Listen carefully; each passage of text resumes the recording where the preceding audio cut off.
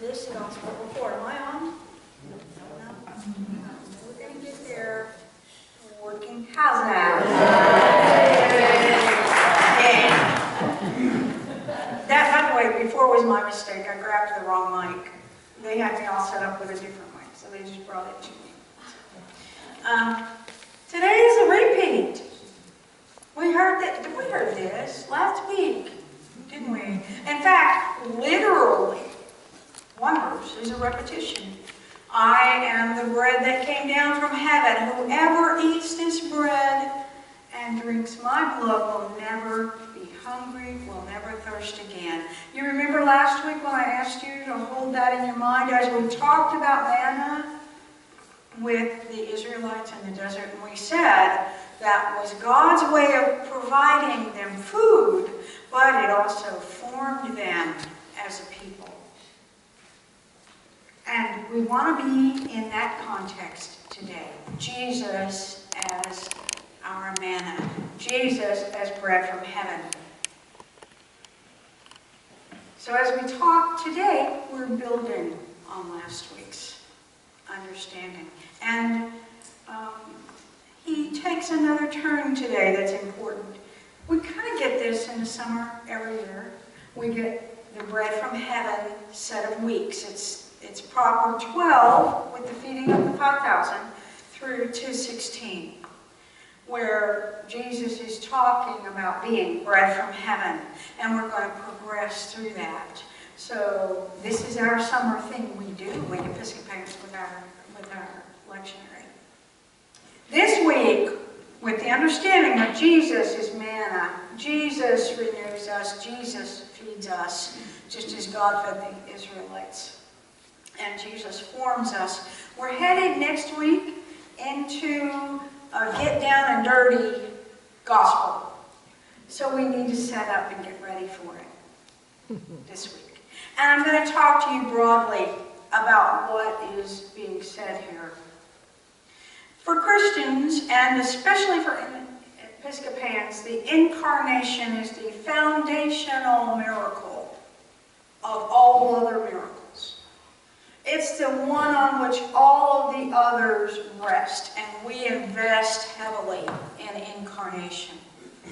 And it's a tough subject, as we know.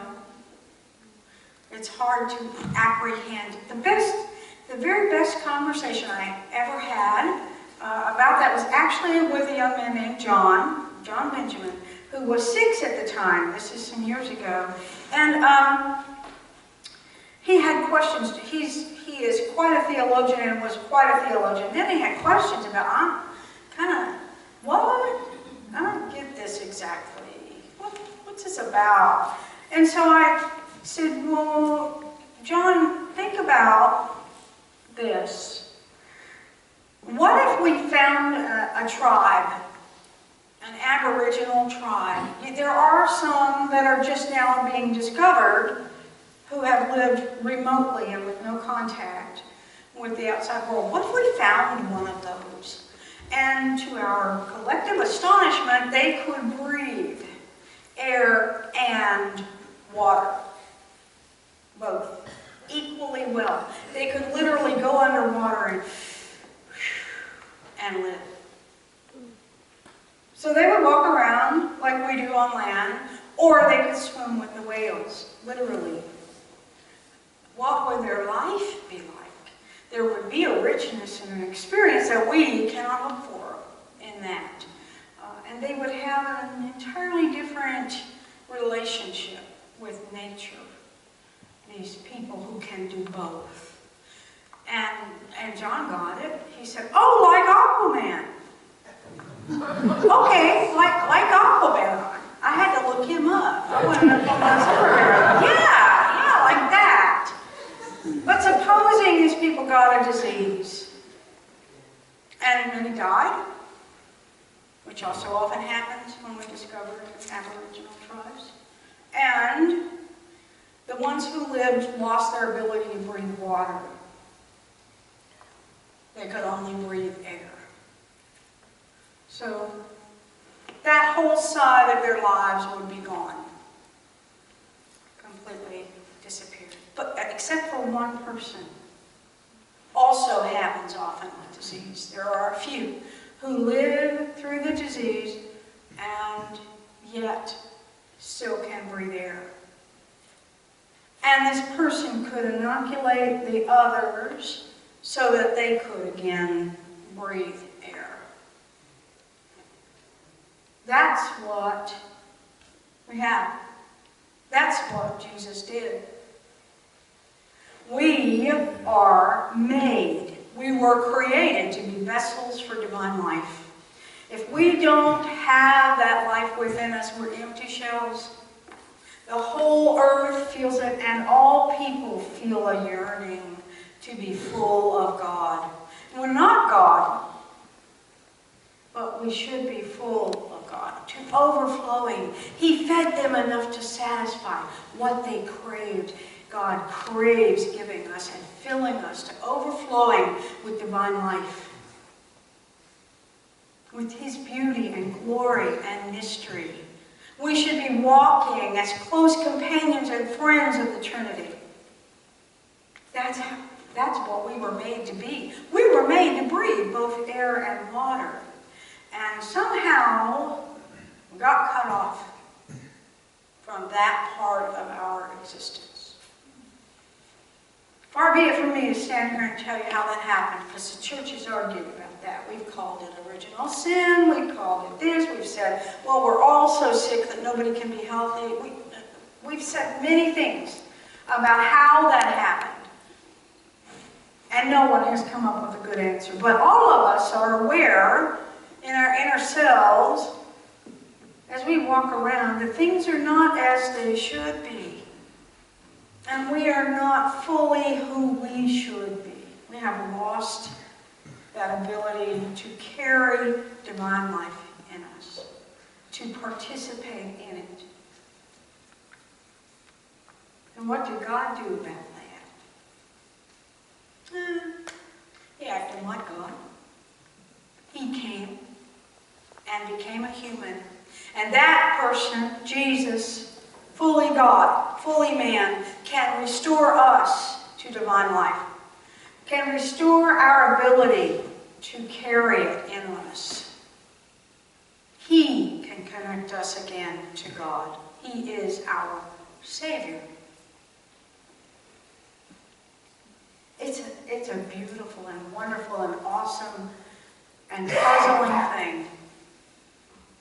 That's what God did for us. So that we can once again be filled with Him enough to satisfy what we crave. Just like with manna. He is the bread of life for us. In so many ways, and next week we'll talk about how at the Eucharist. But when we come to this table, we take Him in and we walk out filled. There are a couple of things that we need to know as we come to this table and do that, as we are filled with His divine life. One is, it's deeply offensive to the Jews who heard Him say this. The setting has changed in this reading today. Last week, He was talking to people who were outsiders. The day after the feeding of the 5,000, they had sought Him out, and He was talking to them. This week, He's in the synagogue. Verse 59 says, this is what He taught in the synagogue. What this really is in John is a whole lot of teachings put together, and it reads like one continuous thing to us, but it's actually lots put together. And in this case, He's teaching the insiders, the covenant people of God who know how to live with God, who know how to have this relationship. And what is He saying to them? And especially, what is He saying that's so deeply offensive to them? He's saying, I am the bread of life. Ergo, I mean the bread of life. Not I am, like I'm going to the store, or I'm hot today, or I am. God's voice out of the burning bush to Moses. I am who I am. Ergo, I mean is that phrase. He is saying, I am the bread of life. I want you to imagine just for a minute if I stood up here and said, I'm God, y'all. I sincerely hope, were I to do such a thing, you would be so deeply offended that you would either get up and rush forward to take care of me, the problem, or you would leave and say, nope. That's so deeply offensive to believers. That's what he's done here. He has announced who he is. He happens to be right. I have a former professor who used to talk to us about what God wanted for our lives. And he would say, just remember, there is a God. It's not you. In this case, he's right. He is God. I am the bread of life, is what he has proclaimed in the center of their worship. No wonder they're offended. We get that. God's not afraid to offend us. We need to be aware that as he reclaims us and comes to get us, he's not afraid for that to push us or rock our boat. He's not afraid. We might be, but he won't be, to where that will lead us. That's something we need to keep in mind as we take Eucharist. The other one is this. None of us, not a person here deserves what they get at this altar. None of us deserves divine life. Although we were made for it, none of us has earned it. And it's not based on anything we do. It is grace. It is abundant, loving provision of God who wants to fill us up in every nook and cranny of our inner being. Not because of who we are, not because of what we've done. We ought to do some things, but it's not about that. It's free for everyone who wants it. Need to keep that in mind as we come to the Eucharist. What I like to say to my friends who approach perfection, none of us being perfect, is cut it out. Nobody's perfect. If you start being perfect, you're going to ruin it for the rest of us. If somebody could do it, we wouldn't need Jesus. Nobody can do it. We need to keep that in mind as we come here. Next week is a doozy, because we will be talking about some of the nitty-gritty about how he is our bread of life. But I want to end today by remembering that as we come to the table and as we join him here, we are offered a free gift, the provision and the love of God to fill us up, to be restored, pure grace, free, gracious. It reminds me of one of my favorite verses about divine life, because Jesus talks about this all through John. When he says to the woman, the Samaritan woman at the well, but those who drink of the water that I will give them will never be thirsty. The water that I give will become in them a spring of water gushing up to eternal life. Let's say, as we receive and as we go out, let's say with the psalmist, oh, taste and see that the Lord is good. Happy are those who